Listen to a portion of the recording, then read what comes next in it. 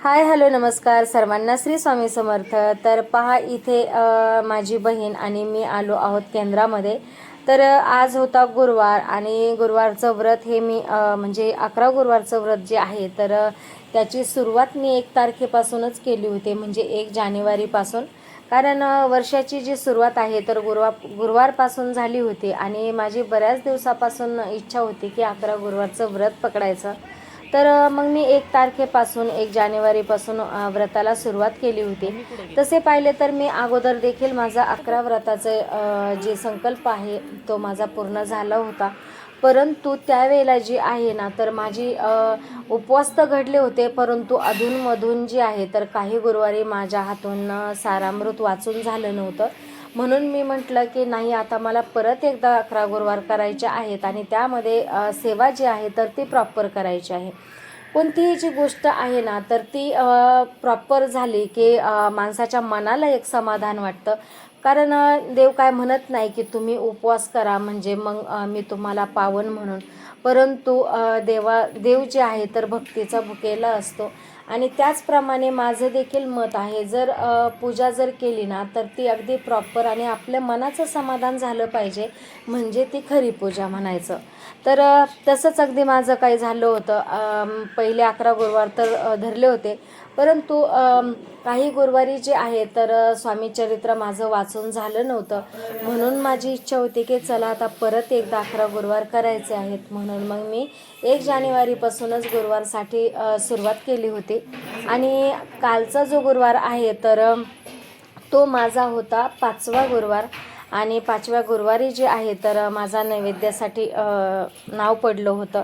नाव पडलं म्हणजे कसं पडलं तर ते असं झालं की तसं नैवेद्याला जर आपण नाव दिलं ना तर ते 2 ते 3 महिने नाव येत नाही। आणि मी जे नैवेद्यासाठी नाव दिलं होतं तर ते माझं डायरेक्ट स्वामींच्या जयंतीच्या दिवशी नाव येणार होतं, म्हणजे 20 मार्चला।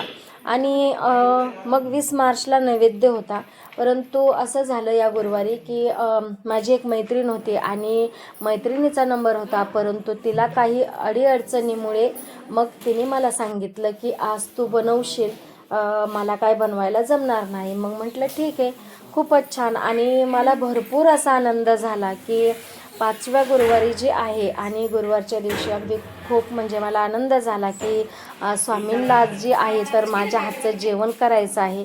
आणि मी अगदी खूप खुशीने अगदी सकाळचं सर्व काही काम आवरून घेतलं आणि 11 वाजेपर्यंत जी आहे तर माझी नित्यसेवा वगैरे सर्व काही आटोपली।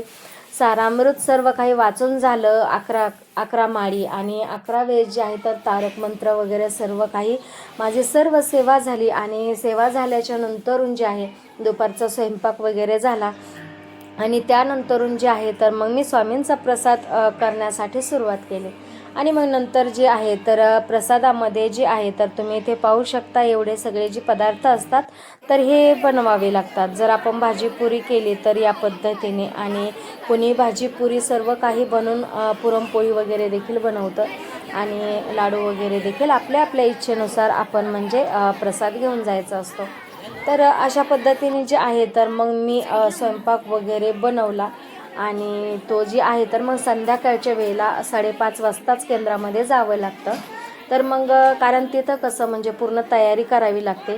आणि तसं पाहिलं ना तर मी जे आहे तर पहिलीच वेळेस नैवेद्य घेऊन जात होते। मला म्हणजे जास्तीचं काही तिथे अगोदर काय करावं लागतं हे माहिती नव्हतं, परंतु ज्या मैत्रिणीने नैवेद्य बनवायला सांगितलं ना तर तिने सर्व सांगितलं मला की अगोदर 5:30 वाजताच जा, म्हणजे तिथे सर्व काही आपल्याला प्लेटिंग वगैरे करता येते।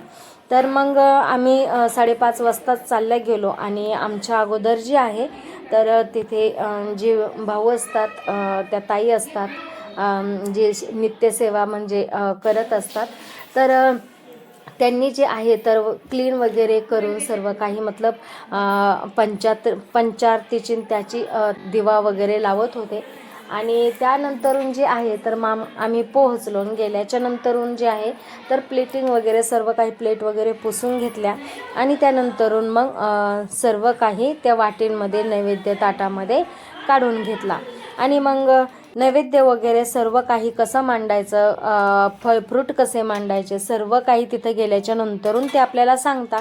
अगदी त्या पद्धतीने जे आहे तर नैवेद्य दाखवला आणि आपल्या हातानेच ते आरती वगैरे करून घेता. आरती वगैरे झाली आणि हा जो नैवेद्य आहे ना तो सर्व काही परत आपल्याला रिटर्न घेऊन यावा लागतो, कारण आपला प्रसाद जे आहे तर आपल्यालाच ते रिटर्न करतात की स्वामींनी तुम्हाला हा प्रसाद दिला आहे असं म्हणून. मग तो परत रिटर्न डब्यामध्ये भरला आणि जी थाली वगैरे असते, प्लेट वगैरे, ती सर्व काही आपल्याला धुवून वगैरे सर्व पुसून परत ठेवून द्यावी लागते. तर ती ठेवून दिली. परत एकदा स्वामींचे दर्शन घेतले आणि दर्शन झाल्याच्या नंतरून आम्ही मग परत घराकडे निघलो. तर असा काही जो आहे तर गुरुवारचा दिवस खूप खूप आनंदाचा गेला. आणि आजचा व्हिडिओ जर तुम्हाला आवडला तर नक्कीच लाईक शेअर करा. भेटूया अशाच नवीन एका व्हिडिओसोबत. तोपर्यंत तुम्हा सर्वांना श्री स्वामी समर्थ.